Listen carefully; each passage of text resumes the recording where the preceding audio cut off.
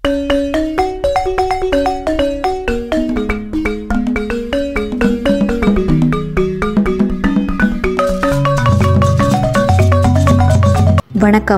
வளையோசை சேனலுக்கு உங்களை அன்போடு வரவேற்கிறேன்.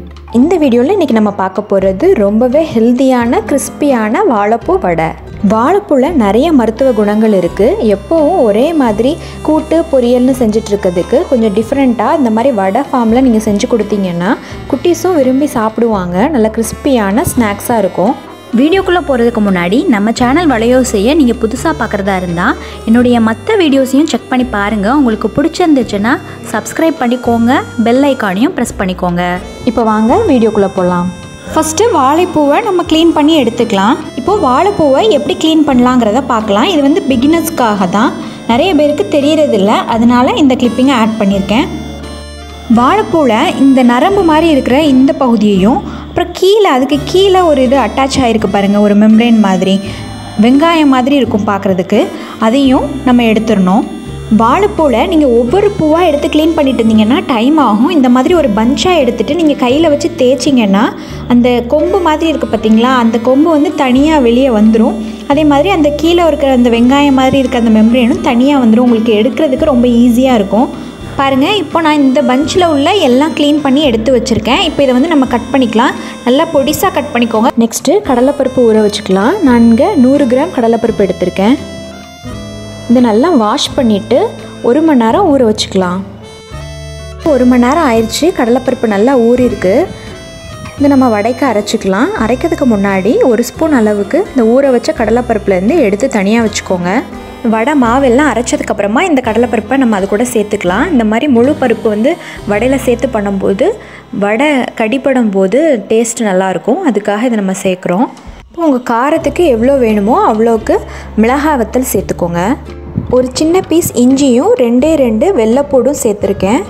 இது ஆப்ஷனல் தான். உங்களுக்கு இந்த ஃப்ளேவர் பிடிக்காதுன்னா நீங்கள் இதை ஸ்கிப் பண்ணிக்கலாம். ஆனால் இந்த மாதிரி சேர்த்து அரைச்சி பாருங்கள், டேஸ்ட் நல்லாயிருக்கும். தேவையான அளவு உப்பு சேர்த்து நல்லா கரகரப்பாக அரைச்சிக்கோங்க. ரொம்ப மையாக அரைக்க தேவையில்லை. தண்ணி எதுவும் சேர்க்க வேண்டாம். நம்ம ஆல்ரெடி ஊற வச்சுருக்கோம் பருப்பை, அது நல்லா ஊறி இருக்கும். நீங்கள் மிக்சியில் லைட்டாக பல்ஸ் கொடுத்தாலே போதும், ஓரளவுக்கு கரகரப்பாக அரைச்சி எடுத்துக்கலாம். இது கூடவே பெருஞ்சீரகம் அந்த ஃப்ளேவர் உங்களுக்கு பிடிக்கும்னா நீங்கள் அது 1 ஸ்பூன் ஆட் பண்ணிக்கலாம். பாருங்கள், இந்த மாதிரி கரகரப்பாக அரைச்சி எடுத்துக்கோங்க. இதில் ஒரே ஒரு பச்சை மிளகாவை நல்லா பொடியாக கட் பண்ணி சேர்த்துருக்கேன். இப்போ நம்ம ஊற வச்ச கடலைப்பருப்பில் 1 ஸ்பூன் எடுத்து வச்சுருந்தோம்ல, அதை சேர்த்துக்கோங்க. நெக்ஸ்ட்டு நம்ம நல்லா பொடிசாக கட் பண்ணி வச்சுருக்கிற வாழைப்பூவை சேர்த்துக்கோங்க. நல்லா ஒரு பெரிய வெங்காயத்தை இந்த மாதிரி குட்டி குட்டியாக கட் பண்ணி அதையும் சேர்த்துக்கோங்க. கருவேப்பிலை, மல்லி இலை 2யும் சேர்த்துக்கோங்க. எல்லாம் சேர்த்து நல்லா மிக்ஸ் பண்ணி வச்சுக்கோங்க. வடை மாவு ரெடி ஆயிடுச்சு.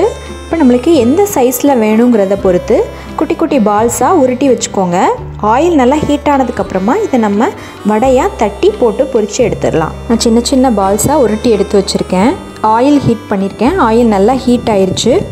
இப்போ நம்ம ஒவ்வொரு பாலாக எடுத்து நம்ம உள்ளங்கையில் வச்சு ஒரு ப்ரெஸ் கொடுத்தீங்கன்னா போதும். பாருங்கள், இந்த மாதிரி அழகாக வடை ரெடி ஆயிரும்.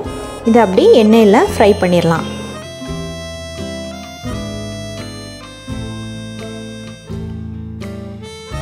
நல்லா 2 பக்கமும் திருப்பி போட்டு நல்லா முருகலாக விட்டு எடுத்தீங்கன்னா நல்லா டேஸ்டியாக கிறிஸ்பியாக இருக்கும்.